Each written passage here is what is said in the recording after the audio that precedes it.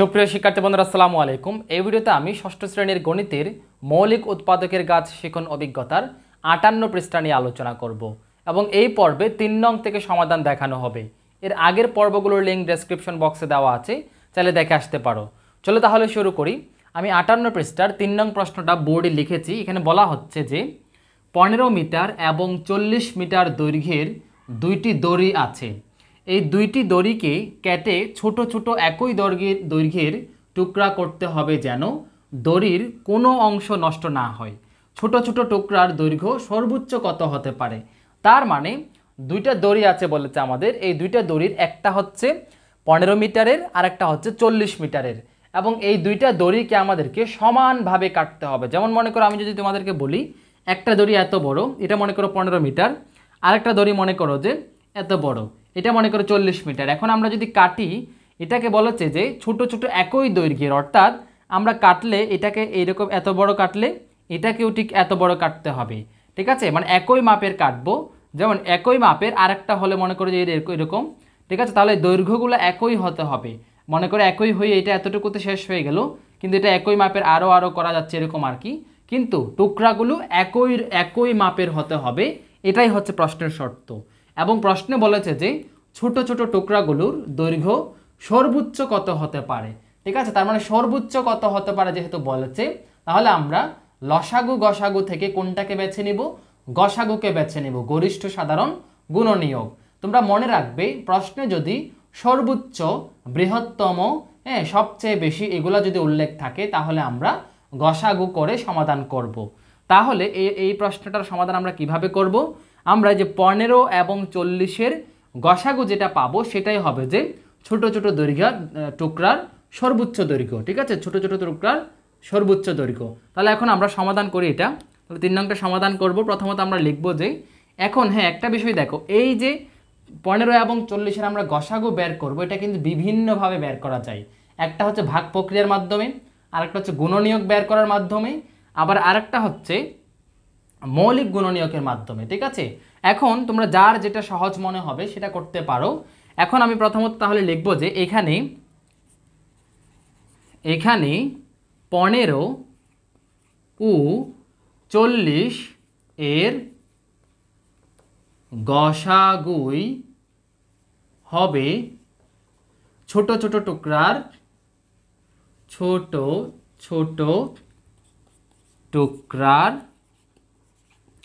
সর্বোচ্চ দৈর্ঘ্য। তাহলে এখন আমাদেরকে প্রথমত গসাগু বের করতে হবে। এই যে বলেছি গসাগুটা কিন্তু অনেকভাবে বের করা যায়। যেমন আমি দুইটা পদ্ধতি দেখাচ্ছি এখানে, তবে তোমরা যে কোনো একটা লিখলেই হবে। প্রথমত ভাগ প্রক্রিয়া, তোমরা তো জানোই ভাগ প্রক্রিয়ায় আশা করি যে ৪০কে আমরা ১৫ দিয়ে ভাগ করব। তাহলে ভাগ করলে ১৫ এটা কয়বার যায়? ১৫ দুগুণে ৩০, দুইবার যাচ্ছে ৩০, বিয়োগ করলে ১০। এবার এই যে ভাগশেষ এটা আর যাচ্ছে না, যেহেতু এই ১৫কে ভাজ্য বানিয়ে আবার দিব। তাহলে ১০-একে ১০, বিয়োগ করলে ৫, এবার ১০ আবার আনলাম, এটাকে ৫ দুগুণে ১০। তাহলে আমরা পেলাম কত? এই যে শেষ ভাজক পাচ্ছি ৫। তাহলে এটার ১৫ এবং ৪০-এর গসাগু পাচ্ছি আমরা ৫। তাহলে এটা একটা পদ্ধতি, এবং এটা হচ্ছে ভাগ প্রক্রিয়ার মাধ্যমে। ঠিক আছে, তাহলে আবার এখানে আরেকটা পদ্ধতি দেখো, এটা হচ্ছে অথবা। এটা তোমাদের যে কোনো একটা পদ্ধতি দেখালেই হবে। আমি এটা জাস্ট তোমাদের বোঝার সুবিধার্থে আরেকটা পদ্ধতি দেখাচ্ছি। আমরা এখানে প্রশ্নগুলোকে মানে সংখ্যাগুলোকে পাশাপাশি বসাবো। প্রথমত এটা হচ্ছে উৎপাদকের সাহায্যে করা আর কি। ঠিক আছে, মৌলিক উৎপাদকের সাহায্যেও করা যায়। আচ্ছা, এটা দেখো। আবার একটা হচ্ছে কি দেখো, গুণনীয়ক বের করার মাধ্যমেও। একটা বিষয় মনে রাখবে, গুণনীয়ক আর উৎপাদক কিন্তু একই জিনিস। ঠিক আছে, মানে উৎপাদককে, মানে গুণনীয়ককে উৎপাদকও বলে। এখন আমরা কি করব দেখো, এখন ১৫ এবং ৪০-কে ভাগ যায় এমন একটা সংখ্যা খুঁজে বের করব। মানে যে কোনো একটাকে গেলে হবে না, কিন্তু সবগুলাকে ভাগ যেতে হবে। যেমন এখানে ৫ যদি আমরা কল্পনা করি, ৫ দিয়ে কিন্তু ১৫-কেও ভাগ যাচ্ছে, ৪০-কেও ভাগ যাচ্ছে। তাহলে ৩ ৫ ১৫, এবং এটা হচ্ছে কত? ৫ ৮ ৪০। আবার দেখো এই ৩ এবং ৮ কিন্তু আর মানে কোনো সংখ্যা দিয়েই ৩ এবং 8-কে সরাসরি ভাগ যাচ্ছে না। যে কোনো একটাকে ভাগ গেলে হবে না, কিন্তু সবগুলাকে ভাগ যেতে হবে। যেহেতু আর যাচ্ছে না, তাহলে আমরা এখানেই রেখে দিব। এবং যত দিয়ে আমরা ভাগ দিই, যেমন ৫ দিয়ে ভাগ দিতে জাস্ট ৫কেই আমরা গসাগু হিসেবে নিব। ঠিক আছে, এটা একটা পদ্ধতি। আবার আরও একটা পদ্ধতি আছে, সেটা হচ্ছে মনে করো ১৫ এর গুণনীয়কগুলো লিখবো আমরা। ঠিক আছে 1, 15 গুণনীয়ক হচ্ছে 1, তারপর মনে করো যে 3, 5, এইভাবে করে আমরা করব 1, 3, 5, এইভাবে আবার 40-এর গুণনীয়কগুলো লিখে তাহলে গুণনীয়ক বের করার মাধ্যমেও করে, তারপরে ভাগ প্রক্রিয়ার সাহায্যেও করে, এই উৎপাদকের সাহায্যে এইভাবে করতে পারে। তোমরা যার যেটা সুবিধা এটা করতে পারো। তাহলে এবার দেখো আমরা লিখব যে সুতরাং গসাগু আমরা কত পাচ্ছি? গসাগু পাচ্ছি যে 5, যেহেতু শেষ ভাজক 5 তাহলে গসাগু সমান 5। তাহলে অতএব এই দেখো ছোট ছোট টুকরার দৈর্ঘ্য সর্বোচ্চ কত হবে? 5 মিটার। ঠিক আছে, যেহেতু একই দৈর্ঘ্যের বলেছে তার মানে 5 মিটারের ছোট ছোট টুকরার দৈর্ঘ্য হবে যে সর্বোচ্চ 5 মিটার আমরা নিতে পারবো। 5 মিটার যদি নেই তাহলে এই 15 মিটার এর দড়িকে করা যাবে যে 3 ভাগ, আবার 40 মিটারের দড়িকে করা যাবে যে 8 ভাগ। ঠিক আছে, কয় ভাগ করা যাবে এটা তোমাদের জানার, জাস্ট বুঝলে হবে, উত্তরে বলতে হবে না। উত্তরে বলতে হবে যে এই যে 5 মিটার সর্বোচ্চ 5 মিটারের, হ্যাঁ কি নিব আমরা, দড়ি হবে যে সর্বোচ্চ 5 মিটার টুকরার। ঠিক আছে, ছোট ছোট টুকরার সর্বোচ্চ দৈর্ঘ্য হবে 5 মিটার। আশা করি তোমরা বুঝতে পেরেছো। তাহলে সুতরাং এটা লিখবো, সুতরাং ছোট ছোট টুকরার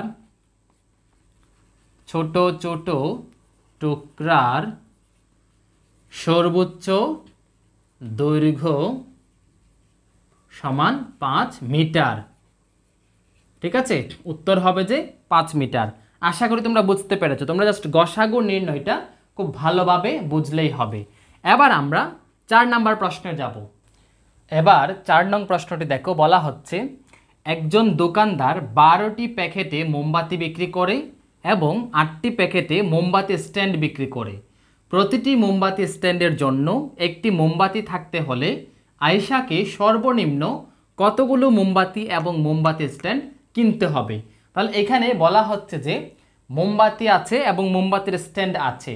ঠিক আছে, মোমবাতি আছে যে কি 12টি প্যাকেটে মোমবাতি আছে এবং 8টি প্যাকেটে মোমবাতি স্ট্যান্ড আছে। ঠিক আছে, এবার বলেছে যে প্রত্যেকটা মোমবাতির জন্য একটি করে স্ট্যান্ড থাকতে হবে বা একটি স্ট্যান্ডে একটি মোমবাতি থাকতে হবে।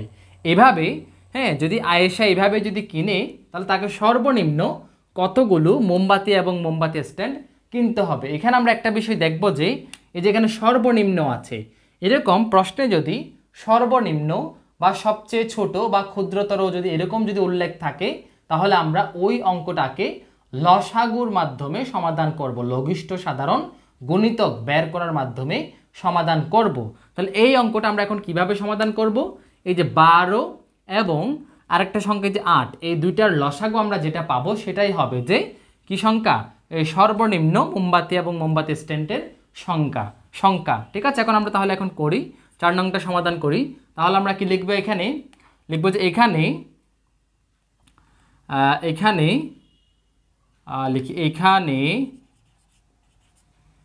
12 ও 8 এর লসাগুই, ঠিক আছে, লসাগুই হবে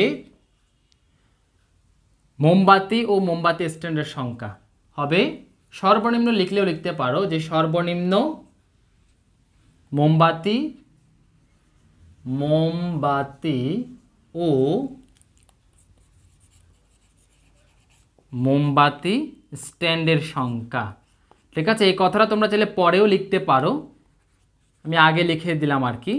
তোমরা অঙ্কটা জাস্ট সমাধানটা সঠিকভাবে করতে জানলেই হলো। এই কথাগুলো এক একজন এক একভাবে লিখে, এটা কোনো সমস্যা না। লসাগুই হবে সর্বনিম্ন মোমবাতি ও মোমবাতি স্ট্যান্ডের সংখ্যা। এখন তাহলে আমরা লসাগু বের করব। এখন লসাগু কিন্তু কয়েকভাবে বের করা যায়। একটা হচ্ছে গুণিতক বের করার মাধ্যমে, আবার আরেকটা হচ্ছে সহজ পদ্ধতিতে অর্থাৎ উৎপাদকের মাধ্যমে। আমরা সহজ পদ্ধতিটাই কি করে অ্যাপ্লাই করি এখানে 12 এবং 8। তাহলে 12 এবং 8-এর লসাগু বের করবো। এখন 12 এবং 8কে আমরা পাশাপাশি লিখবো, লিখে এভাবে টান দিব। এখন দুইটা সংখ্যাকে ভাগ যায়, নিঃশেষে ভাগ যায়, এরকম 2 পাচ্ছি মনে করো। তাহলে আবার 6 দুগুণে 12, আবার এদিকে 4 দুগুণে 8, এটাকে আবার যাচ্ছে 2 দিয়ে আবার যাচ্ছে 3 দুগুণে 6, তারপর হচ্ছে 2 দুগুণে 4। এই 3 এবং 2 কিন্তু মৌলিক সংখ্যা, এগুলাকে কিন্তু কোনো সংখ্যা দিয়ে ভাগ যাচ্ছে না, তাহলে এইভাবে রেখে দেব। এবার সবগুলাকে গুণ করলে যেটা পাবো সেটাই হবে যে আমাদের লসাগু। তাহলে আমরা কি লিখবো? সুতরাং লসাগু সমান 2 গুণ 2 গুণ 3 গুণ 2 গুণ করি আমরা 2 দুগুণে 4, 3 4 12। আচ্ছা ভেঙে লিখি, দেখো 2 দুগুণে 4, আবার গুণ 3 দুগুণে 6, ঠিক আছে, যে 2 দুগুণে 4, তারপর হচ্ছে 3 দুগুণে 6, তাহলে এবার আমরা কত পেলাম? 4 6 24 সমান সমান 24 পেলাম। বা একসাথেও চাইলে তোমরা করতে পারো, 2 দুগুণে 4, 3 4 12, 12 দুগুণে 24। ঠিক আছে, আমি বোঝার জন্য একটু ভেঙে লিখলাম আর কি। তাহলে আমরা লসাগু পেলাম যে কত? 24। তার মানে এই যে আয়েশাকে কতটি, সর্বনিম্ন যে 24টি মোমবাতি এবং মোমবাতি স্ট্যান্ড কিনতে হবে। ঠিক আছে, তাহলে লিখবো যে এখন আমরা, সুতরাং আয়েশাকে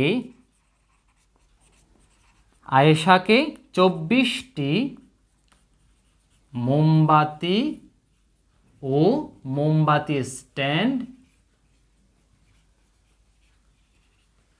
কিনতে হবে। আশা করি তোমরা বুঝতে পেরেছো, কিনতে হবে।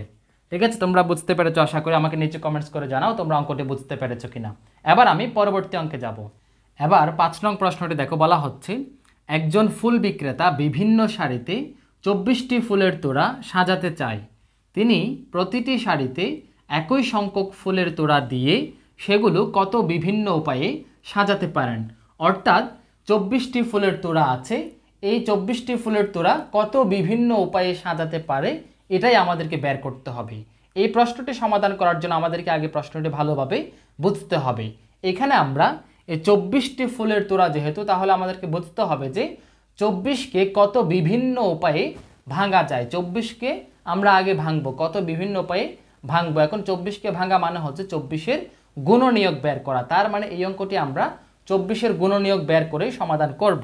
তাহলে আমরা সমাধান কিভাবে করব? আগে আমরা 24-এর গুণনীয়ক বের করি। ঠিক আছে, এখন 24-এর গুণনীয়ক কিভাবে বের করবে দেখো। তো 24-এর গুণনীয়ক নির্ণয় করে বা বের করে পাই। হ্যাঁ, নির্ণয় করি। আচ্ছা, করে দিই।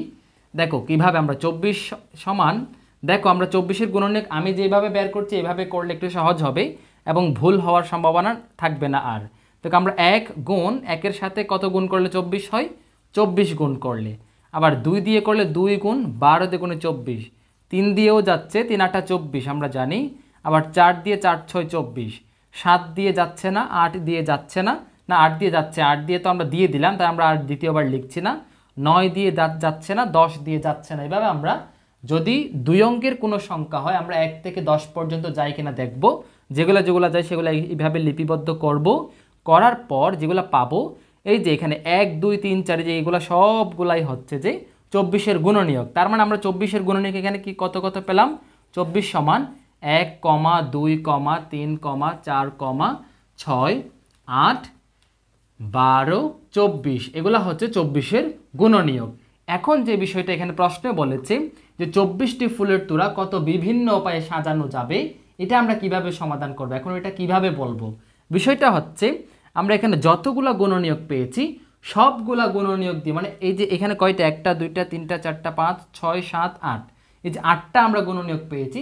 তার মানে 8টি উপায়ে আমরা কি বলবো, 8টি ভিন্ন ভিন্ন উপায়ে কিন্তু, বা 8টি উপায়ে আমরা ফুলের তোড়াগুলো সাজাতে পারি। এখন 8টি উপায়গুলো কিভাবে দেখো, আমরা যদি 1কে ধরি, মানে একটা উপায় দেখো 1, আমরা যদি 1টি ধরি, তার মানে একটা শাড়ি ধরলে ওই একটা শাড়িতে 24টি ফুলের তোড়া থাকবে। তার মানে একটা শাড়ি, জাস্ট এরকম একটা শাড়ি হবে, মনে করি যে এটা একটা শাড়ি, এই শাড়িতে সমান শাড়িতে 24টি ফুলের তোড়া বসে যাবে। যে 1টা 2টা 3টা 4টা 5টা 6টা 7টা 8টা 9টা, এইভাবে এখানে কয়টা বসে যাবে?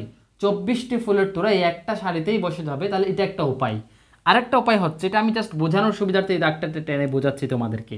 আবার আমরা যদি 2টি শাড়ি ধরি, তাহলে এই একটা শাড়ি, মনে করি যে একটা শাড়ি হলো আর একটা শাড়ি হবে, এরকম 2টা শাড়ি হবে। এই 2টা শাড়ির মধ্যে প্রত্যেক শাড়িতে কতটি করে হবে? 12টি করে হবে। ঠিক আছে, তাহলে এখানেও মনে করি যে এই শাড়িতেও 12টি হবে এবং এই শাড়িতেও কিন্তু 12টি ফুলের তোড়া হবে। আবার আমরা যদি 3টি শাড়ি ধরি, 3টি শাড়ি ধরলে প্রত্যেক শাড়িতে 8টি করে ফুলের তোড়া, 4টি শাড়ি ধরলে 6টি করে ফুলের তোড়া, আবার 6টি শাড়ি ধরলে 4টি করে ফুলের তোড়া, 8টি শাড়ি ধরলে 3টি করে ফুলের তোড়া, 12টি শাড়ি ধরলে 2টি করে ফুলের তোড়া এবং 24টা শাড়ি ধরলে প্রত্যেক শাড়িতে 1টি করে ফুলের তোড়া। অর্থাৎ এখানে আমরা যেটাকে শাড়ি ধরবো, হ্যাঁ, সেটার যেমন 1কে শাড়ি ধরলে 24 হয়ে যাবে যে ফুলের তোড়ার সংখ্যা, আবার 8কে শাড়ি ধরলে 3 হয়ে যাবে যে ফুলের তোড়ার সংখ্যা, আবার 2কে শাড়ি ধরলে 12 হয়ে যাবে ফুলের তোড়ার সংখ্যা। আশা করি তোমরা বুঝতে পারো। তাহলে কত উপায়ে আমরা এখানে 8টা যেহেতু কয়টা পেয়েছিলাম যে আরেকবার গুণি 1 2 3 4 5 6 7 8, হ্যাঁ 8টা যেহেতু আমরা গুণনীয়ক পেয়েছি তার মানে 8টি উপায়ে এই 24টি ফুলের তোড়াগুলো সাজানো যাবে। ঠিক আছে, উপায়গুলো কি কি আমরা এগুলোর কথা লিখতে পারি। আমি জাস্ট একটা কথা তোমাদেরকে লিখে দেখাই, একটা কথা লিখে দেখালে তোমরা বাকিগুলো লিখতে পারবে আশা করি। ঠিক আছে, একটা কথা আমরা লিখবো যে এখন, ঠিক আছে, এখন সারির সংখ্যা, হ্যাঁ সারির সংখ্যা 1 ধরলে প্রত্যেক সারিতে কতটি? 24টি ফুলের তোড়া, হ্যাঁ তোড়া কি বলেছে দিয়ে, হ্যাঁ ফুলের তোড়া দিয়ে সাজানো, হ্যাঁ দেখো সাজানো যাবে। ঠিক আছে, এভাবে তোমরা কয়টা 8টা লাইন হবে, লাইনগুলো আমি একবার বলে দিচ্ছি। দেখো একটাতে লিখে দিলাম, এবার দেখো দুইটাই দেখো সারির সংখ্যা, আরেকটা লাইন বলছি আমি, দেখো সারির সংখ্যা 2 ধরলে প্রত্যেক সারিতে 12টি, তখন 2 ধরলে হয়ে যাবে যে 12টি ফুলের তোড়া দিয়ে সাজানো যাবে। ঠিক আছে, প্রত্যেক সারিতে 12টি ফুলের তোড়া দিয়ে সাজানো যাবে। আবার দেখো 3 যদি আমরা ধরি, সারির সংখ্যা 3 ধরলে প্রত্যেক সারিতে 8টি ফুলের তোড়া দিয়ে সাজানো যাবে। ঠিক আছে, আবার দেখো সারির সংখ্যা 4 ধরলে প্রত্যেক সারিতে 6টি ফুলের তোড়া দিয়ে সাজানো যাবে। আবার যদি আমরা 6 ধরি, সারির সংখ্যা 6 ধরলে প্রত্যেক সারিতে 4টি ফুলের তোড়া দিয়ে সাজানো যাবে। আবার সারির সংখ্যা 8 ধরলে প্রত্যেক সারিতে কতটি? 3টি ফুলের তোড়া দিয়ে, হ্যাঁ 3টি করে ফুলের তোড়া দিয়ে সাজানো যাবে। আবার সারির সংখ্যা 12 ধরলে 2টি করে ফুলের তোড়া হবে। আবার যদি সারির সংখ্যা 24 ধরি তাহলে একটি করে, মানে একটি সারিতে একটি করে ফুলের তোড়া হবে। তাহলে আমরা কয়টি উপায় পেলাম? এইভাবে আমরা 8টি উপায় পেলাম। ঠিক আছে, 8টি উপায়ে কিন্তু এই ফুলের তোড়াগুলো সাজানো যাবে। আশা করি তোমরা বুঝতে পেরেছো। এই প্রশ্নটি তোমরা কেমন বুঝেছো আমাকে নিচে কমেন্টস করে জানাও। না বুঝে থাকলে, হ্যাঁ কোনো কনফিউশন থাকলে সেটা তোমরা কমেন্টে এমনভাবে করবে যেন প্রশ্নটা আমি বুঝতে পারি। ঠিক আছে, অনেক সময় তোমরা অসম্পূর্ণ প্রশ্ন করো, আমি প্রশ্নটা না বুঝার কারণে উত্তর দিতে পারি না কিন্তু। ঠিক আছে, প্রশ্নটা বুঝে আমি বুঝি মতো সুন্দর করে লিখবে, তাহলে আমি উত্তর দেওয়ার চেষ্টা করব। ঠিক আছে, তাহলে এই হচ্ছে 5 নং প্রশ্নের সমাধান। তাহলে এবার আমি পরবর্তী প্রশ্নে যাব।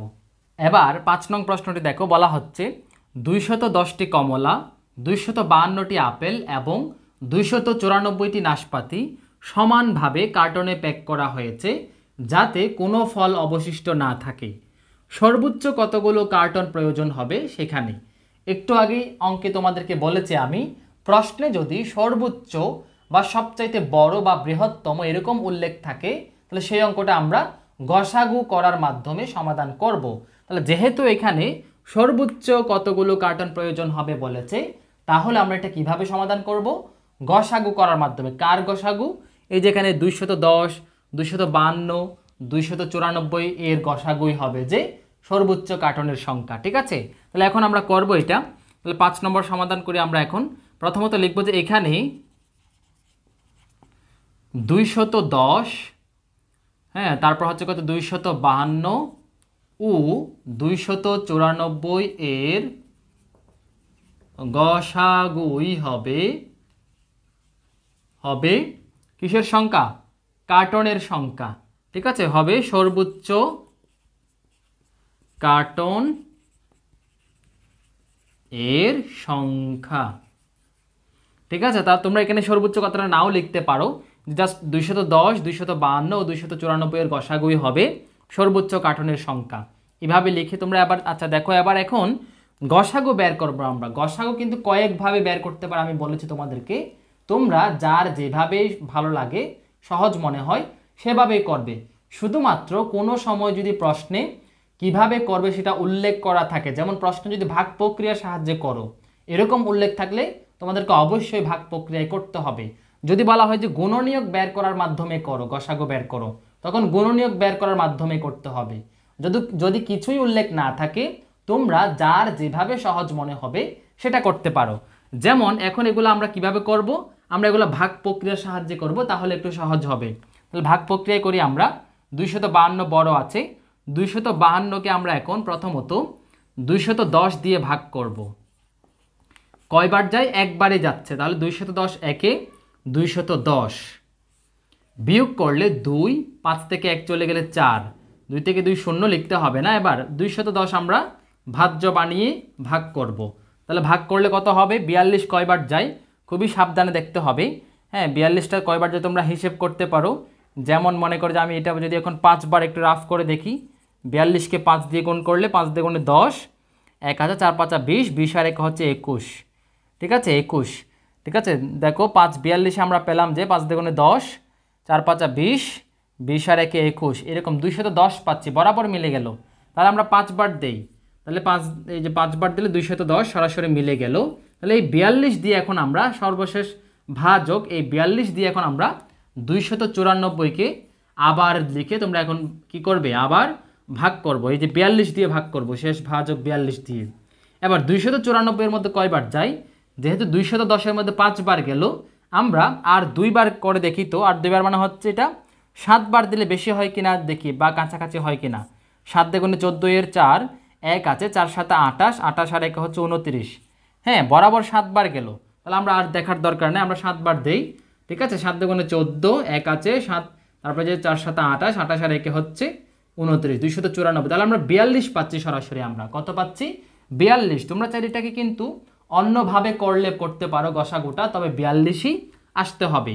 অন্যভাবে কিভাবে? যেমন একটা সহজ পদ্ধতি আছে, বা উৎপাদকের সাহায্যে যেটা বলেছিলাম, তোমরা পাশাপাশি এইভাবে 210, 252, 294 বসাবে।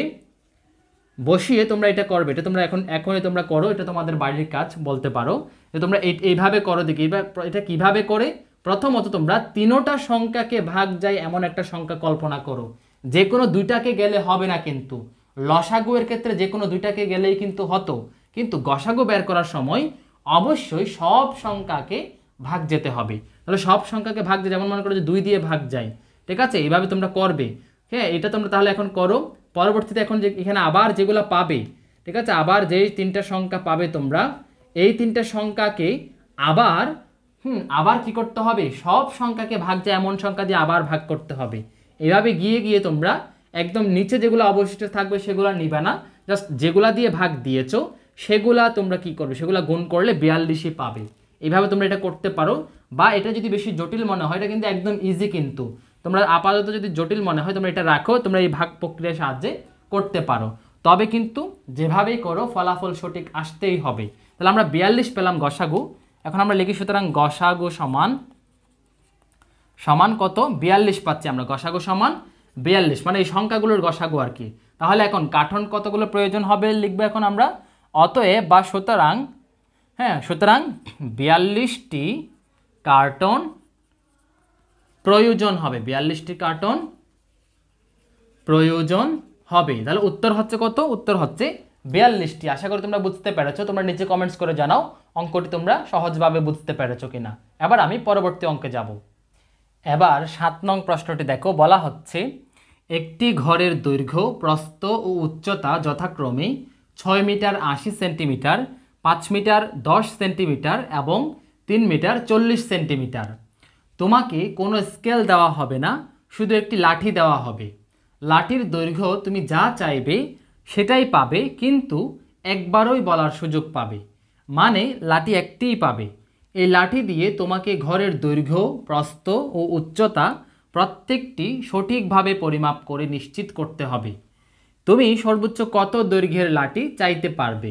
তাহলে এই প্রশ্নটি কিন্তু দেখতে অনেক বড় মনে হচ্ছে এবং অনেকগুলা কথা লিখেছে, কিন্তু এটা হচ্ছে কিন্তু অনেক সহজ একটা অঙ্ক।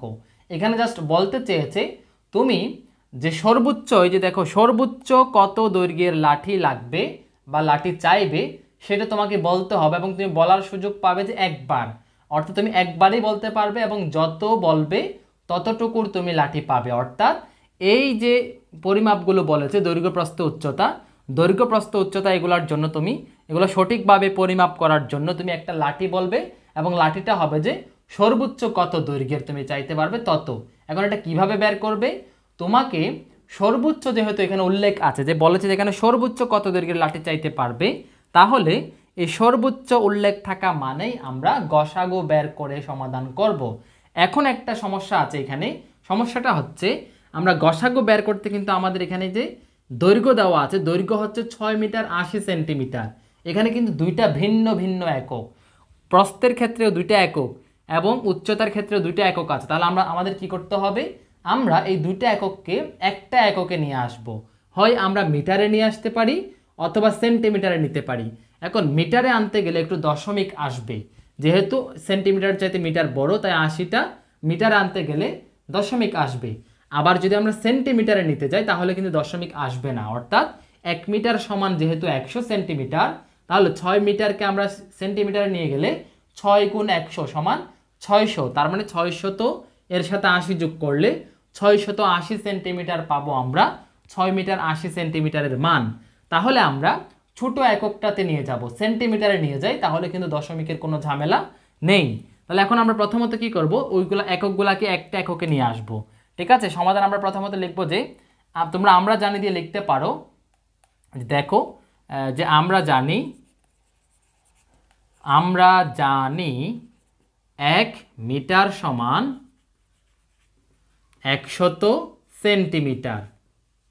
এটা কেন লিখলাম, এবার আমরা লিখবো যে এখন সুতরাং 6 মিটার 80 সেন্টিমিটার সমান, হ্যাঁ আমি সরাসরি 680 সেন্টিমিটার লিখে দিচ্ছি। দেখো তাহলে এটা কিভাবে লিখলাম, আমি তোমাদেরকে জাস্ট এটা ভেঙে দেখাই। 6 মিটার মানে হচ্ছে 6 গুণ 100, যেহেতু 1 মিটার সমান 100 সেন্টিমিটার, তাহলে 6 গুণ 100 যোগ 80, তার মানে যে 600 যোগ 80, ফলাফল কিন্তু 680 আসে।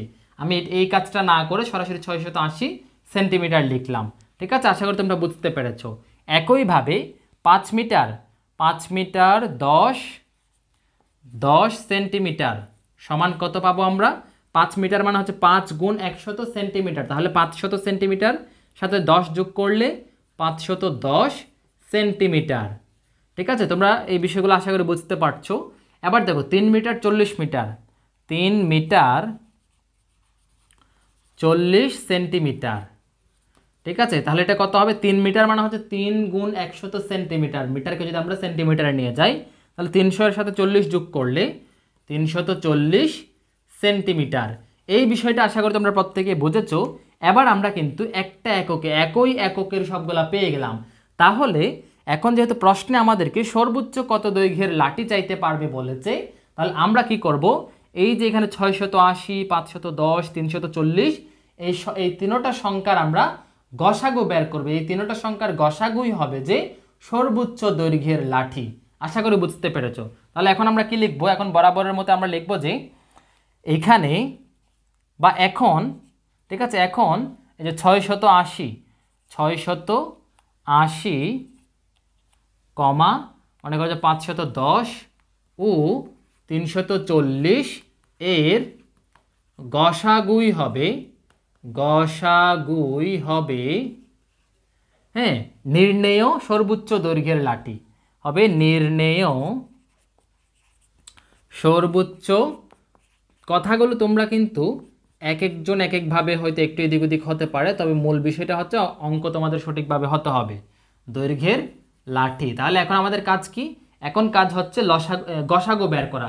কাজ হচ্ছে গসাগু আমরা কিভাবে বের করব, অনেকভাবে বের করা যায় তোমরা জানোই, তবে আমরা ভাগ প্রক্রিয়ায় করব। ঠিক আছে, ভাগ প্রক্রিয়া করলে একটু সহজ হবে, দ্রুত হবে। দেখো এখানে 680 বড়, 510 ছোট, তাই আমরা 680টাকে 510 দিয়ে ভাগ করব। ঠিক আছে, তাহলে অথবা তোমরা কি করতে, আচ্ছা এটাই করি, 680কে আমরা ভাগ করব 510 দিয়ে। কয়বার যাবে দেখতেই পাচ্ছ, একবারেই যাবে। তাহলে 510 বিয়োগ করলে 0, 8 থেকে 1 চলে গেলে 7, তারপরে 6 থেকে 5 চলে গেলে 1, 170 বাকি থাকে। এবার 170কে ভাজক বানিয়ে 510কে আমরা কি করব, ভাগ করব। কয়বার যাই এটা একটু রাফ করতে হবে আমাদের। আমরা যদি 3বার দেখি, হ্যাঁ 3বার দিলে 3 17 51, হ্যাঁ বরাবর মিলে যাবে। তাহলে 3বার দিলে 3 0 0, 3 7 21 1, হাতে আছে 2, 3 1 3, 2 হচ্ছে 3, 2 হচ্ছে 5, 510। তাহলে 3বার দিলে এই 3 17 51 এর এই যে 51 এই 0 বসে যাবে। তাহলে 170 পেলাম আমরা। এই 170কে আমরা ভাজক বানিয়ে এখন কতকে দিব আমরা, আরেকটা ছিল যে কত, 340। তাহলে এবার আমরা আবার এই যে 340কে আমরা ভাগ দিব কত দিয়ে, 100, এই শেষ ভাজক 70 ছিল, এই 170 ছিল, এই 170তে আমরা ভাগ করব। এটা কয়বার যাই, 17 দিয়ে গুণে 34 জানি আমরা, হ্যাঁ তাহলে 17 দিয়ে গুণে 34, তার মানে 170কে 2 বার গুণ করলে 340 পাবো। এই যে খুব সহজে আমরা 170 পেয়ে গেলাম। তার মানে বোঝাতে চাচ্ছে এখন আমরা কি 170 যেহেতু গসাগু পেয়ে গেলাম। আচ্ছা এইদিকে লিখে দেই, সুতরাং গসাগু সমান 170। ঠিক আছে, গসাগু আমরা পেলাম যে কত, এদিকে আমি এটা ডিভাইডার দিচ্ছি একটা, এদিকে এখানে এইটা একটা লাইন, এটা এইগুলো হচ্ছে এইগুলার নিচে। ঠিক আছে, আশা করি তোমরা বুঝতে পেরেছো। এই যে গসাগু যে 170 পেলাম, তার মানে আমরা 170টা একক কত হবে, একক হবে যে সেন্টিমিটার, যেহেতু এগুলা সেন্টিমিটার বানিয়ে ফেলেছি। ঠিক আছে, তার মানে 170 সেন্টিমিটারের দৈর্ঘ্য বিশিষ্ট আমরা লাঠি চাইতে পারবো। ঠিক আছে, আমরা সঠিকভাবে পরিমাপ করার জন্য আমরা কি করব, 170 সেন্টিমিটারের লাঠি চাইতে পারবো। ঠিক আছে, আমরা এখন তাহলে লিখবো যে কি, লিখে আমরা অতএব 170 সেন্টিমিটার, এককটা কিন্তু অবশ্যই লিখবে, 170 সেন্টিমিটার দৈর্ঘ্য বিশিষ্ট বা দৈর্ঘ্যেরও লিখতে পারো লাঠি চাইতে পারবো। আশা করি তোমরা খুব সহজভাবে বিষয়টা বুঝতে পেরেছো। তোমরা নিচে কমেন্টস করে জানাও এই অঙ্কটা তোমরা খুব ভালোভাবে বুঝতে পেরেছো কিনা। তাহলে এই হচ্ছে 58 পৃষ্ঠার দ্বিতীয় অংশের আলোচনা। আশা করি তোমরা ভালোভাবে সবগুলা বুঝতে পেরেছো। ভালো লাগলে তোমরা ভিডিওটিতে একটা লাইক দিবে, কমেন্টস করে জানাও ভিডিওটি কেমন লেগেছে। তাহলে ভালো থেকো, সুস্থ থেকো, দেখা হবে পরবর্তী পর্বে। আল্লাহ হাফেজ।